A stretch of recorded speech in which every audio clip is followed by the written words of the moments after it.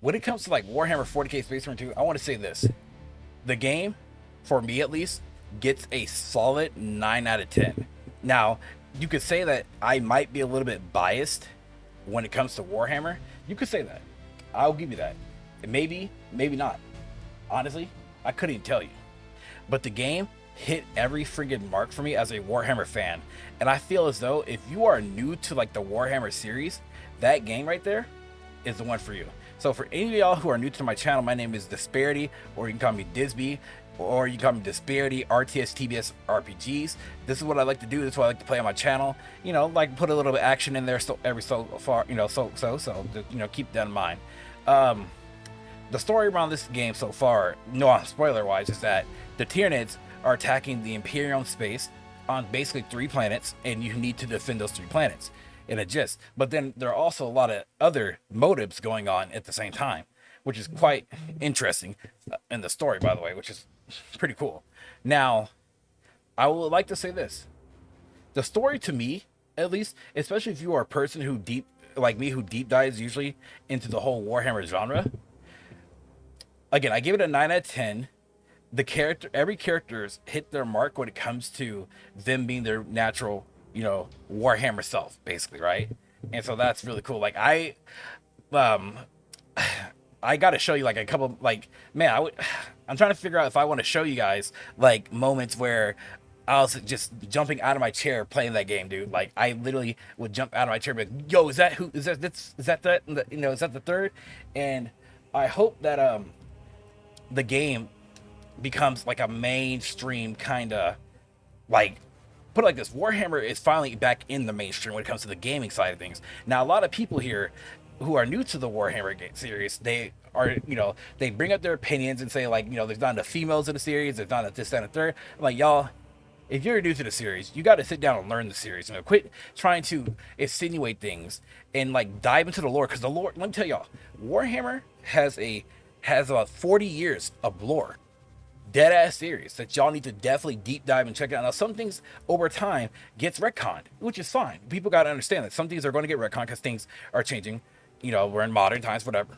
You know, so I get that. But if you're new to the series, definitely consider checking out Warhammer.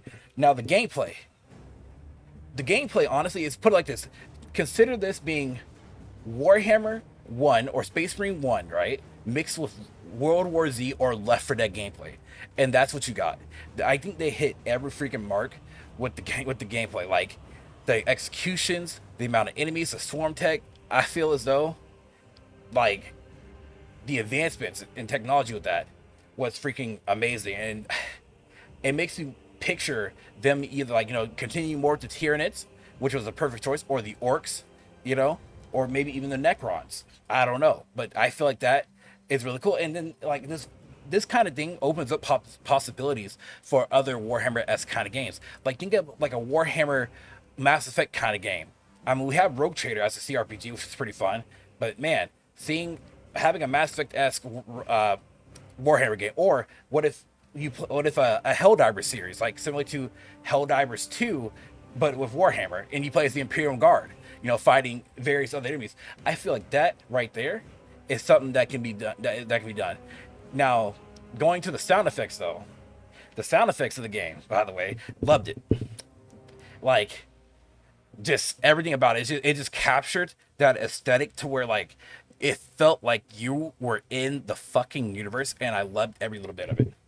Like, it's really rare that you get feelings that you're a part of this, you know, this universe, and the sound effects really hit the aesthetic, and it gets you to, you know, be part of that universe. Going back to the campaign a little bit, I do want to touch on that. The campaign is pretty unique in itself. So, like, you have your main missions, right? But then you have secondary missions where your secondary squad, they go on operations which coincide with the main story, so you can figure out on what happened on the other side of the story. So that was pretty cool, the way how they did that, and I think that's an excellent idea to add into the game, you know. And I feel as though that's really cool. Now, performance-wise, whew. Y'all, can't wait to tell y'all about this one. So, when it comes to performance of Space Marine 2, let me tell y'all something.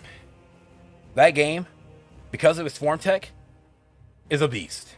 Like, if you don't have at least a Ryzen 20, let's say a Ryzen 2000 series and up, 3000, 3000, 5000 series, your game is definitely going to struggle because it hits up to 100% CPU a lot. I mean, luckily for me, I have the 5700X, and it hit about 50% CPU, and I was doing pretty. I mean, I think my performance was pretty great for the most part. I mean, I had it on dynamic resolution and stuff like that. So like, because the game's very CPU heavy, CPU bound. So yeah, the performance is definitely there. I mean, looking back at my recording stuff, for me at least, the gameplay is pretty smooth because I was using when I was recording gameplay, I was using the what you call it, the AMD X265 codec, and that looked, it took a lot of the weight off my CPU.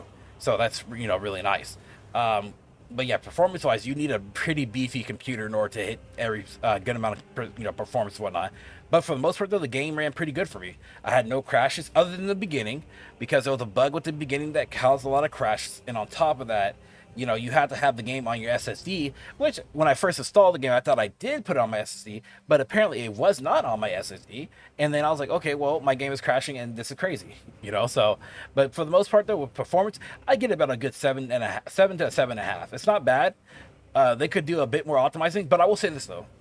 They did do a hotfix patch, which actually improved it a bit on, high-end CPUs. So I want to say like the 5700 and up, in terms of AMD is like on the higher end.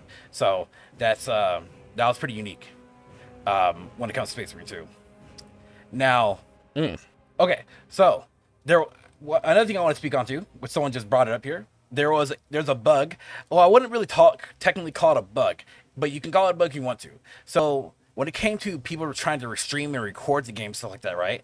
The gameplay will capture the background, but it won't capture the voice acting. That is because the game uses Adobe Atmos or surround sound in order to convey the voices and whatnot, right? So because of that, your streaming software, your software cannot capture that surround sound unless they have to update it in order to do that.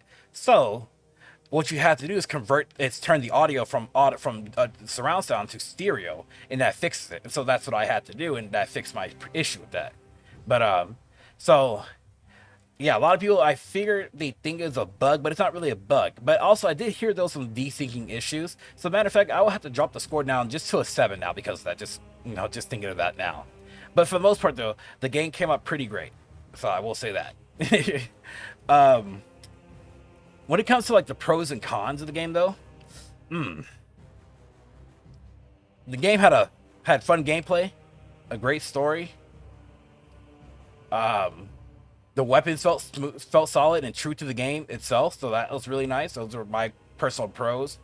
The cons of the game, again, were the performance. Certain areas of performance would hit. The enemies being very accurate, especially the range enemies being very accurate, like they don't miss a shot. But I guess you could say that might be because of higher difficulty, but that could be the case. Maybe not for sure. For the most part, and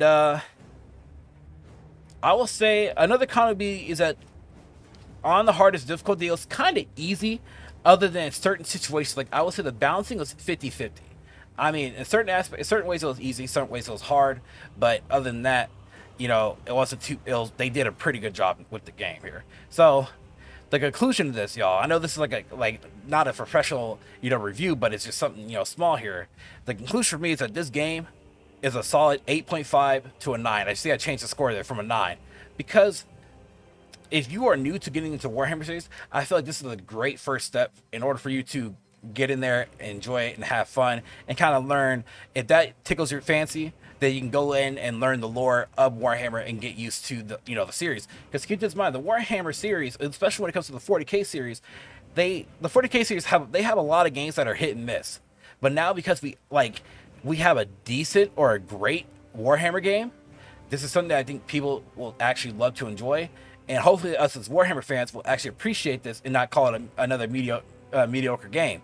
Because again, like I said, there's plenty of mediocre 40K games out there. You just gotta make sure to pick and choose the right ones that you can enjoy. So, if you guys found this review somewhat helpful, consider liking, subscribing. Also, hit that notification bell down below. Notify any other future part or series that I do on my channel. Thank y'all for watching. Peace out. Much love. Have a good one.